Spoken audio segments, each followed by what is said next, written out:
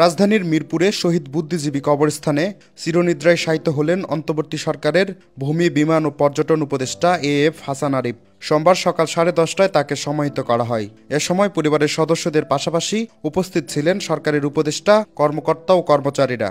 গত শুক্রবার বিকেল 3:10 হৃদরোগে আক্রান্ত হয়ে রাজধানীর ল্যাবএইড হাসপাতালে চিকিৎসাধীন অবস্থায় শেষ নিঃশ্বাস ত্যাগ করেন তিনি। মৃত্যুকালে তার বয়স হয়েছিল 83 বছর।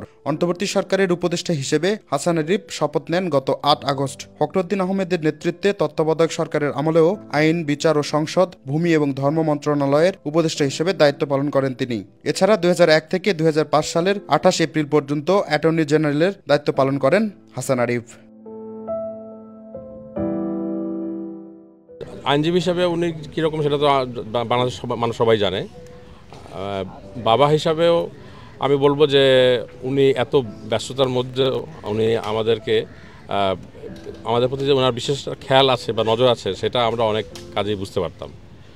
তো আজকে উনি নেই আমাদের মাঝে, তবে আমি দৃঢ়ভাবে বিশ্বাস করি ওনার কারণে মানুষ যত উপকৃত হয়েছে এবং যত রিপোর্টেড কেস রয়েছে তার দ্বারা আমাদের সমাজ এবং আইন ব্যবস্থা সমৃদ্ধ হবে এবং উপকৃত হবে। এবং আপনাদের সবার কাছে বিনীত অনুরোধ করবো আপনারা ওনার জন্য সবাইকে দোয়া করতে বলবেন।